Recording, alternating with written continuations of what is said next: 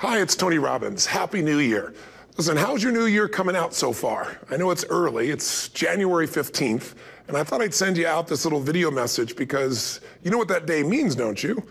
January 15th is the cutoff. Statistics show that 95% of the people that actually made a New Year's resolution have already broken it by today. And that's if you even made a resolution. Now, if you're the exception to that, I'm thrilled for you, and I support you, and I say keep rocking it. But if you've missed, maybe I could drop you a quick little message or two here that can help you not only recover, but get way beyond just making some New Year's resolution and make some real lasting change in your life. I mean, think about it. Most people don't even make a resolution anymore. Why? Because they've made them from years and years and years, and they know they're not going to follow through. So after a while, who wants to disappoint yourself? Who wants to be upset with yourself? Why even bother to set a new standard for this year? You know it's going to be the same as last year. If you're the kind of person watching this right now and you've actually opened this email and you haven't shut me off already, then obviously that's not you. So the question is, what is it that makes us even want to make a resolution? I mean, it's an interesting question. Why is it at the beginning of a year we have this tradition? But it goes beyond tradition. It's something inside of us that makes us want to make things better. And I think part of it is the calendar gives us this idea that we can have a fresh start, that we can start from fresh and have this great victory.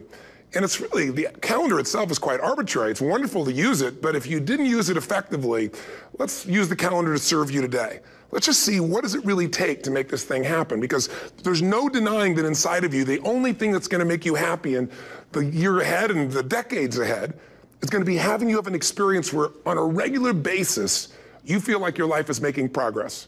If there's one thing I teach, and I want to remind you of it, it's really simple. Getting things is not going to make you happy. That's good news in a tough economy. It's a good reminder. It doesn't matter what you get. Doesn't matter whether it be money or opportunity. All those things might excite you for the moment. Even a relationship, as magnificent it may be, might be exciting for a while. But if you don't keep growing, that relationship isn't going to stay exciting. So the secret to real happiness is progress. Progress equals happiness. And if we can make progress on a regular basis, we feel alive. And that's why at the beginning of the year, we get this thing like, okay, I can have this fresh start. I could really do what my soul desires. I could expand. I could grow. I could improve. I could change. Or maybe better than change, I could progress. See, think about that. Progress is an aliveness to it, doesn't it? You don't have to work at changing. People say all the time now, well, I'm working on changing. Don't worry about it. You don't have to work on changing. Change is automatic. Your body's going to change whether you want it or not as the years go by. And no matter how hard you work, there's going to be some changes going on there. The economy is going to change no matter what you want it to do. The weather is going to change. Relationships are going to change. Everything in life is always changing. We don't have to work on change. Change is automatic, but progress is not. So if you want to make real progress, then you really got to look at your life in a different way. You got to say, I got to take control of this process and not just hope it's going to work out like people do who make a resolution. Because really, isn't that what they're really doing at the beginning of the year? They're saying, well, here's my resolutions for the year, and they really basically tell you their wishes. It's their wish list. It's what they hope it all comes together. And then they call it a resolution, but they don't know what a resolution is. When you resolve something, to have a resolution is to resolve it. When you've resolved, this is how it's going to be, that's when you cut off any possibility except the thing you've committed to. It's like the old adage, if you want to take the island, you burn the boats. Because when you burn those boats, there's no going back. You're going to find a way to make things work. And most people, they're stating what they hope will come together, and if it doesn't happen, then they're disappointed, but they're not too disappointed because they're not too vested. What does it take to successfully create a lasting change in your life? To not only have a New Year's resolution you follow through on, but really have a lasting change? Well, the first step for lasting change is very much like making a New Year's resolution. Fundamentally, it's the same. The first step is you got to have a vision for what it is you really, truly want. Not what you think you want or what you should have. I mean, what are most people's New Year's resolutions? I'm going to stop eating sugar. I'm going to stop smoking. I'm going to lose 10 pounds. The problem with that is it's not very inspiring for most people. It's not telling you what you're going to get. It's only what you're not going to do. And it's kind of hard to have you move forward with that. A vision is about what you're here to create. A vision that really works is one that excites you. If you say, well, my resolution, my goal, my outcome for this month, this week, this year is to lose X number of pounds, that's okay, but it's not very compelling. It has to be a compelling vision. It's got to have something that has the power to pull you, not something you have to push yourself to do. Those are two different kinds of motivation. Push requires willpower, and willpower never lasts. What will last is pull. Having something so exciting, so attractive, something you desire so much that you have a hard time going to sleep at night and you get so up early in the morning to rock it and take it to the next level. That's what you're looking to create. And that isn't easy to get. But one of the reasons we do seminars and events and we say, why do that? Why not just read a book or something? Is because when you get in an environment where you're with people that are being put in a peak state, like when you're going to a sporting event, if you watch a sporting event at home, it might have a certain level of excitement. But when you're in a stadium with 50,000 people, suddenly it has a whole different level of intensity. And we feel that. And the bottom line of our follow-through comes down to our emotional intensity. In a different state of mind, you're going to come up with a much better and a more exciting vision than if you're sitting on the couch going, okay, what are my new resolutions for this year? And you're doing it the morning after the new year has started and you're a little inebriated and the football game's on in the background. Probably not going to have the power of focus there. Probably not going to have the power of the energy to create something that's going to pull you for this year. And you got to do that. So it's got to be a vision that's compelling. Something that it's going to be a gift to make sure that it happens. And also, along with that compelling vision, you got to have strong enough reasons that you're going to follow through when the going gets tough. That's one of the biggest things missing for most people. They say, this is what I want to do. It's not very exciting. It's not very compelling. But most importantly, they don't have strong enough reasons to push themselves through what's going to be necessary to get that dream, to get that goal when the inevitable challenges come up. When you're starving, hungry, and you're trying to go on a diet, right? When you got no time and you're stressed out and you haven't worked out still, and that's what you're supposed to do. When the economy gets tight and what you thought you're going to do doesn't work, and so you give up on the goal instead of finding another way to get there. You don't let the fear take you over if you've got strong enough reasons. Those reasons can be positive, or those reasons can also be negative. They can be, if I don't do this, this is going to cost me. And if I do this, this is what I'm going to gain in my life. Reasons come first, answers come second. If you get a compelling vision and you got strong enough reasons that will push you through the tough times, you're going to do things other people don't do. Instead of collapsing, even if you get off target, you won't go, oh, I blew it. You'll get right back on target, make the change, make things happen. And I know you've done this in many areas of your life. Just think about it again. I'm not teaching you something really new here today. I just want to remind you of what your soul knows. You got to change, you got to improve, and you got to go through a simple process fundamentally to make that progress. First step, vision that's compelling. Second step, make sure that there's strong enough reasons to follow through. Third step, you got to review it and feel it every day. I mean, anything. Have you ever had this happen in your life? Has there been anything in your life that you've ever wanted so badly? You were so desirous of it. You had such a hunger for it that you couldn't stop thinking about it. Could have been a career move, could have been when you were a kid, a car, it could have been a relationship, it could have been anything, but you were obsessed. You wanted to make this happen. You wanted to attract this to your life. You just wanted something. And you didn't even know how to get it. But it was so compelling to you. You kept thinking about it every day, envisioning it, imagining it, feeling it. And then stuff happened. And suddenly you started to attract people or situations to your life, and it just came together. Like, you didn't even have a total plan. It was just that it was so a part of your focus with so much intensity and emotion so often that it sensitized you to notice anything that could get you there. There's a part of your brain called the reticular activating system. For short, we call it the RAS.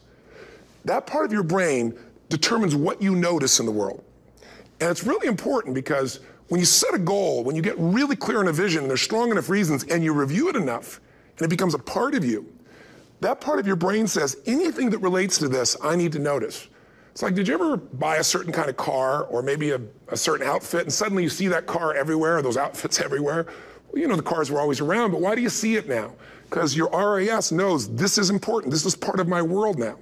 Similarly, when you really get clear and it's compelling and you're reviewing it every day, you've got strong reasons and you're reviewing it every day and you're feeling it, the brain becomes incredibly acute at noticing anything to get you to move forward. And so that's the power of this. So, what do people do with a New Year's resolution? They come up with something they kind of want. It's not a compelling vision. They don't really have strong enough reasons, and they never review it again until they notice that they broke what they said they really want to have make happen, because they didn't really resolve. If you resolve, you got the vision, it's compelling, you review it daily, and you feel it, you envision it, and you experience it. Simple as it sounds. Now, ultimately, what is this really about? Ultimately, if you're going to have lasting change, what is this really about? Ultimately, if you're going to have lasting change in anything, you're really talking about just raising your standards. I always tell people, if you want to know how to change your life, I give it to you in 3 words, boring as it sounds: raise your standards. And what does that mean? Corny as it sounds. Raise your standards. Oh, thank you for the breakthrough thought, Tony. I'm glad I wasted my time watching this little email with you. But think about it. Lasting change is different than a goal. You don't always get your goals, but you always get your standards. Maybe it would help you is to think about it this way. I try to explain standards to people with a different set of words. Think of it as everybody in life gets their musts. They don't get their shoulds. Like, think about it. Most people have a list of shoulds, don't they? Don't you have a list of the shoulds, things you should do, you should follow through on? I should lose some weight, I should work out more, I should make more calls, I should respond more rapidly to my email, whatever, you know? I should get into the office earlier, I should be, more confident. Whatever your should list is, people love to have their should list be met, but it's kind of like New Year's resolutions. If it does, it's really exciting, but if it doesn't, which is most of the time, it's a little disappointing, but you kind of know it's not going to happen. But when you decide something is a must for you, an absolute must, when you cut off any possible, you say, I'm going to find the way or I'm going to make the way. Human beings, when they resolve things, when they make a real resolution inside themselves, which is they raise the standard and they make it a must, they find the way. Think about it in your own life. Haven't you had some area of your life where you raise your standard and your life has never been the same? Maybe at one time in your life you smoked cigarettes, or you did something and you did it for years and you kept trying to change it and kept telling yourself I should. And then one day something happened. Something just clicked you over. Something took you over that kind of tipping point. And inside yourself you said no more. And it was a very, very different experience, wasn't it? Something inside of you shifted and what was a should became a must and you've never gone back. Is there an area like that in your life you can think of? Again, did you ever smoke cigarettes? Did you ever eat a certain way, drink a certain form of alcohol, and then finally say no more, and you just don't go back? And notice this, it doesn't really take any willpower anymore. Because somewhere when we make this click, when we make something a must, we attach ourselves to it. It becomes part of our identity.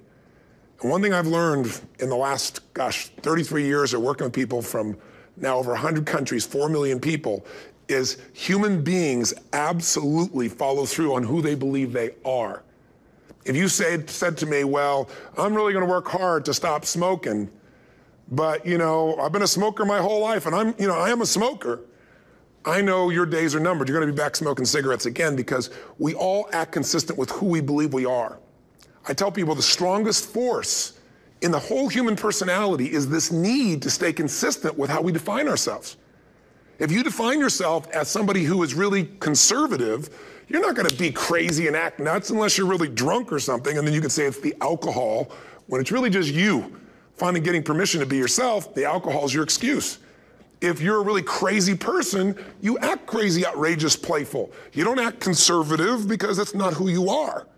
Very often people say, well, I can't do that. I'm not that kind of person. And I always say to people, really, when did you define yourself? I mean, really, how many years ago did you come up with what you could and couldn't do in your life? How many years ago?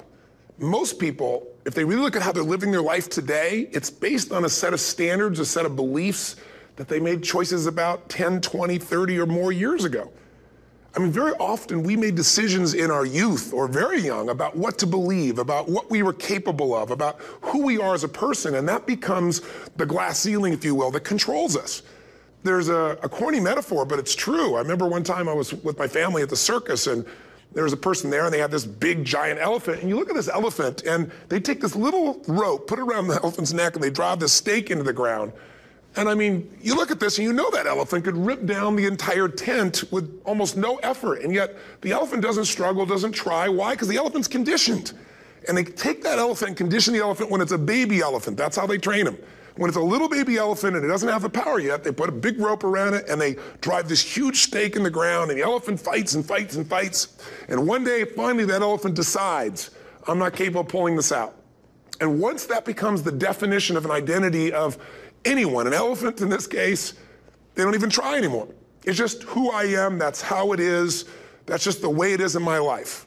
I'd like to ask you to take a look at any place you've got a limitation and ask yourself, when did I decide to accept that limitation? And you may not even see it as a limitation. You might see it as just that's who I am. But so often in our lives, we've adapted to be a certain way so that we don't fail or so that people will like us or respect us, but it's not necessarily who we are. Joy comes when you're spontaneous.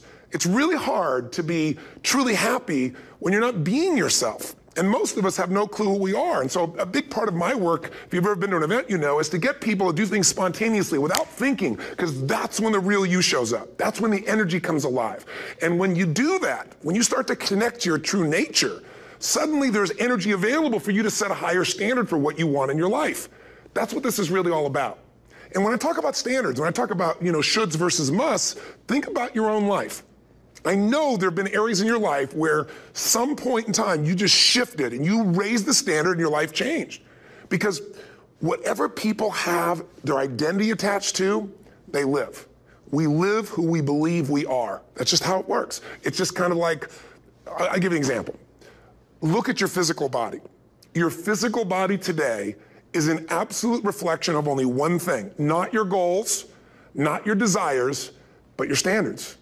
The identity you have for yourself. If your standard is you're an athlete, then there's a certain amount of strength, a muscle tone, and energy that's available in your body on a regular basis because that's who you are. And so you do whatever's necessary to maintain that identity.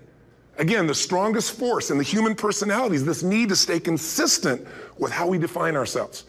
Because if you don't know who you are, you wouldn't know how to act. Once you lock in on that identity, your brain finds a way to keep you there. If you say, you know, man, I'm overweight, I've always been overweight, I'm big boned, and that's the story you got, then you're gonna always find a way to get back there. That's your settling point. That's your identity. That's where things lock in. If you see somebody who's in really great shape, you ask them, do you work out? You know the answer. Yes, how often? And they'll tell you 3 times, 4 times, 5 times a week, whatever. In a seminar, I'll ask people, who here works out at least 5 days a week? And I'm stand up. And you look around that room, and you know that they work out 5 times a week because you can see their body. You don't just get a result without some kind of action, without some form of ritual. Ritual meaning actions you do consistently. Now, do you think those people that are out there working out 5 days a week, do they have more time than you do? Or I have, or anybody else? Of course not. Is their life less busy? Of course not. It's just a must for them. They must work out that way, and they've made that turn and their life's changed. So I'm not saying you have to work out 5 days a week. I'm just saying whatever you really want, wants don't get met consistently. Standards do. Whatever you identify, this is who I am. And so it's not so much about changing your identity as it is expanding it. You know, deciding that, you know, instead of your goal is to lose 10 pounds, which is not compelling, what if your vision was to get back to my fighting weight?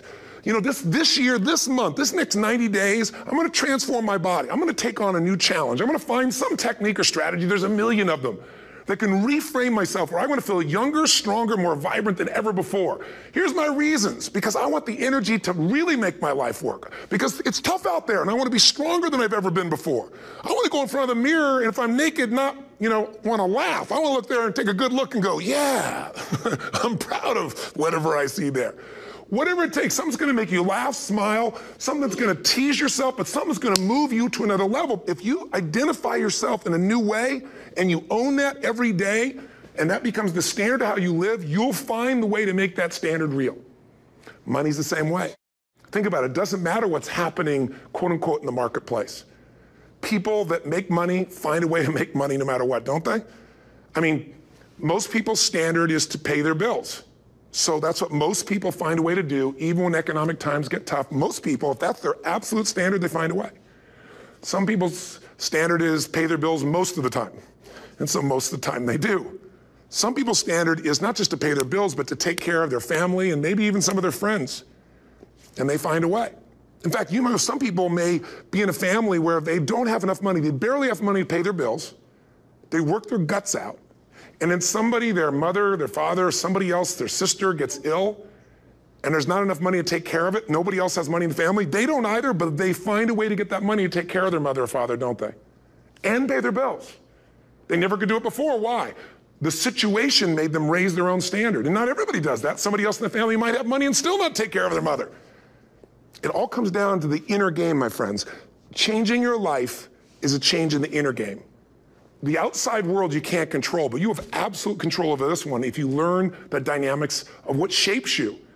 And identity is one of those simple, clear, fundamental basics that if you start to shift it, everything else will shift in your life as well. Fundamental basics that if you start to shift it, everything else will shift in your life as well. Some people, by the way, have to have more than enough money to do what they want, when they want, where they want, with whomever they want, contribute the way they want. And if that's their must, they find a way. I know that sounds overly simplistic, but it's true. You know, somebody once said you can take all the money in the world out of the hands of everybody, out of all the wealthy people in the world who are really successful, give it to other people. It wouldn't take too long, those people would have it back in their hands. It's not because they're manipulative, it's because they have a standard. Some are manipulative, don't get me wrong, but they've got a standard of what they're gonna find a way to make happen. I'm just simply saying to you, take those 3 magic words and live them. Raise your standard. And if you really wanna do it, then I'll tell you the most important secret. Have you ever done this? Have you ever told yourself you're raising your standard? Okay, I'm gonna go make this happen. I'm gonna go make this much money. I'm gonna transform my kids. I'm gonna create the ultimate relationship in my life. I'm gonna transform my body, whatever it is. And then you don't have strong enough reasons and you don't use it. You don't follow through. It's because you didn't back up your standards with what makes those standards real, and that's rituals. Rituals are where the power is. Whenever we do our Robbin's results coaching, and we say Robbin's equals results, the way we get results with people, it's the same way if you listen to my Ultimate Edge program, or back in the old days, Personal Power, or if you went to one of my seminars. You know what I do is I take these huge challenges you got and we break them down into little bite-sized steps. Little things you do each day that after you do them, you get so much momentum that it's easy to succeed. You're not overwhelmed. You have these victory day after day after day on little things. If you went through Ultimate Edge, I'm sure you learned about the hour of power, or the 15 minutes to be able to be fulfilled, or 30 minutes to thrive, where you literally just condition your body and emotion with a couple little rituals. So it doesn't matter what's going on in your world, you feel that strength, and it's not fake, it's not some pump up, it's coming from inside you, and it works. Rituals define us. See, all the results in your life are coming from your rituals. They start with a standard and then have rituals that follow it up. Like, for example, if you are where you want to be physically, you have very different rituals than if you're not where you want to be physically. If you're overweight, you and I both know you got a different ritual than if you're physically fit. Completely different. You get up in the morning, what's the first thing you do if you're fit? Your shoes are there, you roll over, doesn't matter how you feel, you put on your shoes, you lace them, you start walking, or whatever that ritual is. If you're overweight, you roll over and you have a very different ritual. You might roll over several times to turn the alarm clock off. You go in and get your mocha, smocha, whatever, special coffee. You stop by at Starbucks, whatever the case may be. You have your nice sugar muffin. It's supposed to be really nice for you. Whatever you do, it's a different ritual. If you have a great, passionate relationship, you have very different rituals in how you come home than if you have a lousy relationship. When you come home and the first thing you do is you're tweeting somebody, or you're emailing, or flipping on the news, or you don't even come home. What are the rituals? Whenever I study people that are successful, what I look for is what's the standard they hold themselves to, and then what are all those little rituals that add up? Because think about it. Success and failure are not giant events. They don't just show up. You don't just suddenly become successful or suddenly have this cataclysmic event that makes you fail. It may look that way, but failure comes from all the little things. It's failure to make the call. It's failure to check the books. It's failure to say, I'm sorry. It's failure to push yourself to do things physically that you don't want to do. And all those little failures day after day come together until one day some cataclysmic event happens and you blame that. That event happened because you missed all the little stuff. Do you agree with me?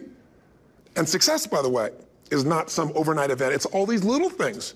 Success is having a vision. Success is making it compelling. Success is really seeing it and feeling it every day with strong enough reasons. Success is feeling the sense that I'm here to grow and I'm here to give something to the world more than just myself. Success is caring about other people. Success is calling and saying, I love you in the middle of the day for no damn reason. Or sending a note. That'll change your relationship. Have a ritual of something funny, playful, or a surprise you do. How many relationships are dead today because they have no surprise rituals anymore? You need to have some rituals, some cool things you do that nobody else does that gives you a better life than anybody else has. All the little stuff. That's where success comes from. In business, it comes from delivering more than anybody could imagine. All those little things add up. People go, wow, that's who I want to do business with. It's true in any area of your life. So if you look at somebody who's really successful and you think, wow, I mean, they're so amazing, they're such a genius, you got to dig underneath and you got to remember something. People are rewarded in public for what they've practiced for years in private. Myself and my business people say, how do you get up and speak and you have no notes and you go for 3 days and nights and the room is like everybody's wired and it's incredible. It's like a rock concert. How do you do that? How do you have that confidence? Well, you know, it's not confidence, it's experience now. But I did so much behind the scenes, and I still do, to make things right. I mean, how many people would know that since the time I was 17 years old, before I walk out on stage, still do to this day, wouldn't need to do it, but I still do it, I never walk out there without being in an absolute peak state of mind. You know, there are days my back is hurting, my throat was hurting, or I may have had a challenge, or my father passed away, and I've still got to deliver for these people because my standard is give my all every time. Every event has to be better. Talk to anybody who's been to our events for 5, 10 years, some of our trainers, and I'll say, I don't know how he does it. He always finds a way to make it better. That's not an ego thing. That's a standard in me. I have to find the way. And my ritual, though, is I prepare, I think, I gather new information, I figure out how to put something across better. What do people need? I spend time with our customers. I see what's going on. And before I get on stage each time, I have this little ritual to put myself in a state of mind.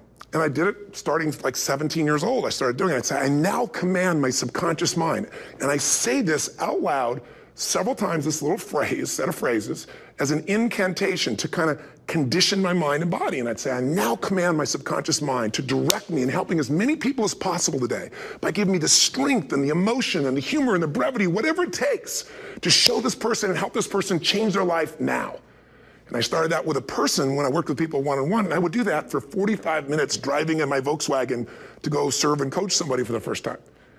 Now I don't say that person, I say these people, and I can go out in a room of 10,000 people and deliver for 50 hours, and I do it every time I come back on stage. It's a ritual to go into peak state. Peak states don't just show up, they don't interrupt you. Great ideas don't interrupt you, you gotta pursue them. I talked to Michael Jordan, I'll never forget, at the peak of his career, and got to watch his final game, saw him backstage and spent some time with him, and it was a pretty exciting time. He was the greatest basketball player I think that ever lived and has ever lived. And I asked him, I said, you know, what sets you apart, Michael? You know, what is it? And is it God-given talent, ability, skill? What is it? And he said, Tony, you know, he said, I can shoot you straight, and you know it's not, you know, me trying to act humble. He goes, I have a lot of talent, a lot of God-given talent, a lot of skill. I've worked really hard. But he said, really, it's my standards. He said, every day I demand more from myself than anybody else could humanly expect. I'm not competing with somebody else, I'm competing with what I'm capable of. Magic formula. Because most of us lower our standards, why? Because who you spend time with, my friends, is who you become. One of the biggest reasons I started going to seminars when I was like 17 is I had nobody around me as a great role model. I could read about somebody, but being around people, being in that environment was very different. Finding a way to go to work with someone who lived that standard of life was very different. You get around people with low standards and you compete with it. You don't need to compete with it. It's like, okay. I mean, remember Jerry Springer? I don't know if he's still in the air, but you know, I remember he used to get people on the show and I thought, where would he find these people? And why would people watch? I'll tell you why they watch. They watch these people and go, my life's still pretty darn good compared to that person. Look at them. You don't have to change your life. All you have to do is find somebody with a lower standard and you'll feel good about yourself. But if you feel that good feeling, it's an illusion. The only thing that's going to make you happy, my friend, and this year or any other, is to step up. It's to raise the standard. It's to discover what you're capable of and feel that incredible power of pushing through whatever's holding you back and get to the other side of more of your true self. That's what this game's all about. And look at the best of the world in anything. Tiger Woods, what's his vision? To win golf tournaments? No, to be the best that ever lived. That's his goal, that's his vision. But here's what's interesting, he backs it up with rituals. If you just have a vision and you don't have the rituals, stop lying to yourself. His rituals are, he started doing things nobody did before. He went and started lifting weights. Golfers lifting weights? No way. He went out and he changed his swing when he was the best in the world because he realized in order to be the best that ever lived, he was gonna have to change his swing. If you know anything about golf, you don't change your swing when you're the best. And he went and retrained himself because he has different rituals than other golfers. Now many people are modeling his rituals to get better. It's amazing. You know, you look at somebody like Michael Phelps, the 2008 swimmer, won 7, you know, only 2 people, I think, in history, if I remember correctly, that have gotten 7 gold medals in one session. And here's a guy, he's got number 6 under his belt, and he's exhausted, and he's going in for that final swim. I'm sure you remember. And how does the guy win? By 1/100th of a second. Do you think that was some massive skill that got him over the top? Or was it a standard that says, this is who I am? I am the champion. and no one is taking this from me. And somehow in those final milliseconds, hundredth of a second, he pushed himself just beyond his competitor. Milliseconds, hundredth of a second, he pushed himself just beyond his competitor. But you know about Michael Phelps? What allowed him to be able to push beyond that moment is his rituals. Go study the guy. Most people who swim have these unbelievable workouts. He does 2 and 3 of those workout sessions a day. All the other swimmers in the beginning thought he was insane. You're gonna overtrain, you can't do that, it's not physically possible. But he had a standard and the rituals to back it up. So here's my final message to you, because I've gotten carried away. I thought I was gonna send you like a 5-minute message, but as you can see, there's no script here. It's just me going a little crazy with you, but I wanna really see you get what you want this year. Don't let this year be like last. And if last year was great, still don't let it be that way. Raise the standard.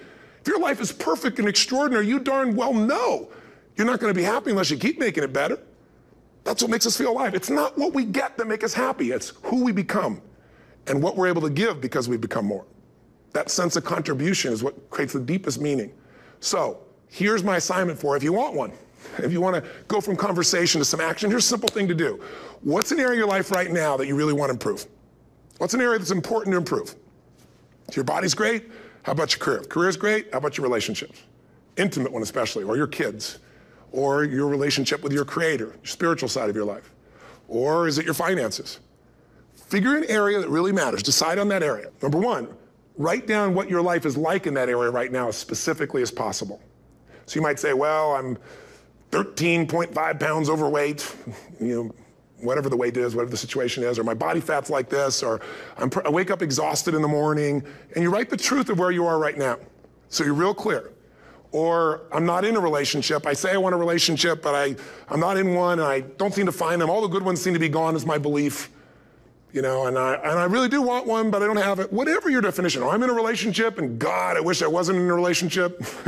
I'm planning my escape, wherever you are. Or I have a wonderful relationship, we love each other, but there just isn't enough passion.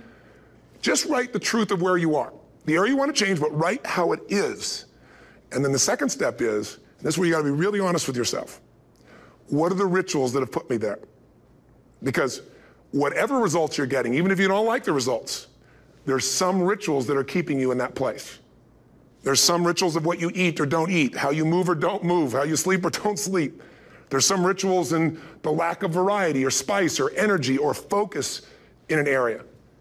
There's something you're doing, and it's usually not one thing, it's a bunch of little things that you kind of do consistently whenever you think about getting in a relationship, whenever you think about working out, whenever you think about money. You get yourself in a state of overwhelm. You start thinking about all the things you can't control.